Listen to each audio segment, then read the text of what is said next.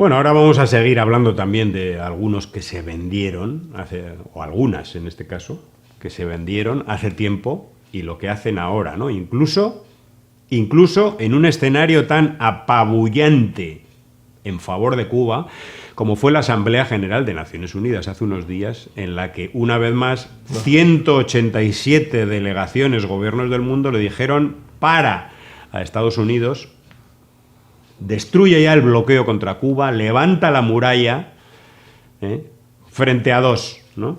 Y ahí el presidente... ¿Quiénes son los dos que estuvieron? ¿Quiénes son los dos que...? Te lo va a decir Miguel Díaz-Canel Bermúdez, presidente de Cuba.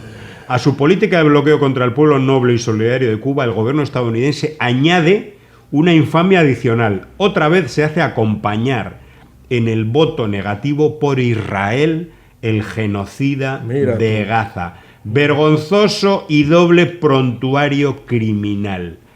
Mira, si luego alguien me dice que el bloqueo no existe, que es un cuento del gobierno cubano, que es un invento, yo le pregunto, ¿y cómo es capaz el gobierno cubano? ¿Cómo tiene semejante capacidad de convencer a 187 gobiernos del mundo de todo signo, es decir, que es la comunidad internacional? Esto sí es la comunidad internacional, no como a veces dicen, la comunidad internacional está en contra de Rusia y no sé qué, y luego ves el mapa del mundo y es una cuarta parte del mundo. No, esto es 187 contra 2.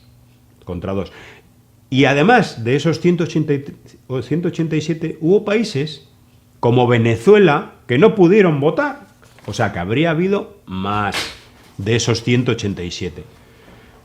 Y yo me pregunto, ¿cómo es posible que un gobierno como el de Cuba, no sé, que no tiene la diplomacia, los miles de funcionarios como el gobierno de Estados Unidos para presionar, para convencer, para hacer lobby, para hacer políticas de relaciones públicas en todos los foros internacionales, para chantajear? Esa capacidad no la tiene Cuba, ¿eh? Cuba solo tiene el ejemplo. Exacto. El ejemplo del envío de sus médicos, de apoyo en huracanes a otros países, etcétera, terremoto, todo, ¿no? Ese es el chantaje, vamos a decir, de Cuba, el que es su moral, su ejemplo. Bueno, pues luego vemos a personas como Saily González Velázquez, que dicen cosas como las siguientes. Recuerden, 187, comunidad internacional total contra 2, que son los dos mayores criminales de la historia, Estados Unidos e Israel. Saily González Velázquez, nacida en Cuba, dice: como cubana que vivió durante 31 años bajo la circunstancia del embargo norteamericano a Cuba, ella ahora vive en Estados Unidos, claro, agradezco a quienes votaron hoy en la ONU para que siga existiendo el embargo, el bloqueo, como forma de presión a la dictadura en mi país. Un gobierno que mantiene a más de 1.000 personas presas, bueno, dice un montón de mentiras. ¡Mentira! 1.000 personas presas por opinar, mentira. El embargo de Estados Unidos es de lo poco con lo que contamos los cubanos para forzar una transición a la democracia. Y en otro tuit dice: a los que dicen que no ven una salida para Cuba, sepan que desde el año 96 el título 2 de la ley Helms-Burton está sentado esperando porque los cubanos nos decidamos a tener un país. Fíjate la posición de alguien que en su momento, yo recuerdo hace años, se presentaba como pequeña emprendedora cubana del sector privado, que incluso tenía buenas relaciones con las instituciones, pero que luego se convirtió, por arte de Birli Birloque, en activista de los derechos humanos. Y los activistas de derechos humanos en Cuba, ¿en qué acaban? En esto que les acabo de leer, en estar justificando un intento de genocidio. Claro, porque tú ya no lo sufres, porque tú ya no estás allí, porque a ti te pagan muy bien por decir todo esto que dices, ¿no? Pero luego dirás que si te pasa cualquier cosa, que si hay leyes que te juzgan en Cuba, porque esto es un delito gravísimo, en cualquier país del mundo.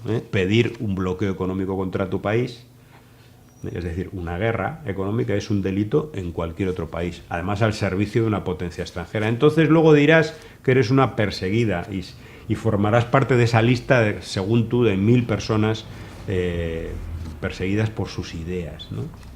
Es gran parte de la mentira de toda esta gente. Pues efectivamente, una enorme mentira de esta llamada Sailí, o Sailí, que expresa, ¿qué es lo que expresa? ¿Qué es lo que vemos cuando escuchamos bodrios como este, en estas personas como esta?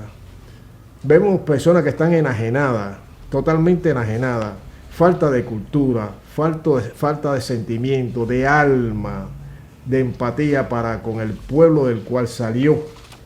Se escapó, no va a volver al pueblo cubano.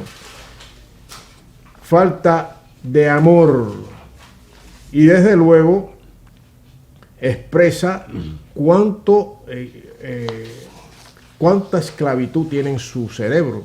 O sea, son los cerebros esclavos, la mente esclava del imperialismo de los Estados Unidos, que repiten y apoyan las políticas criminales del imperialismo de los Estados Unidos, del imperio yanqui.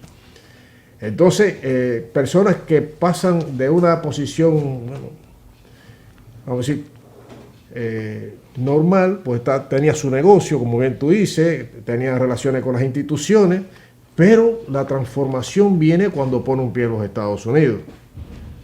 No es que se transforme, sino ya vienen en el alma esos ingredientes, ya tiene incorporado en sí esos ingredientes donde lógicamente está desprovista de ideología martiana, del legado martiano, del legado Fidel, está asimilada por la ideología del sistema imperialista de los Estados Unidos.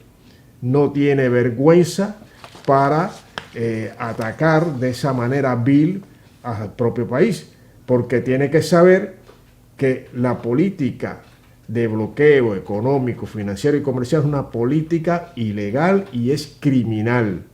Es criminal.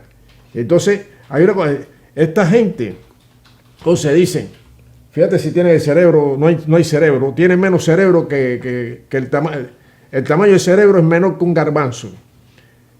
Esta gente piensa, o sea, para ellos la libertad, la democracia es no solo servir a los intereses de Estados Unidos, sí, sino entregar el país Cuba, la patria cubana, a los Estados Unidos.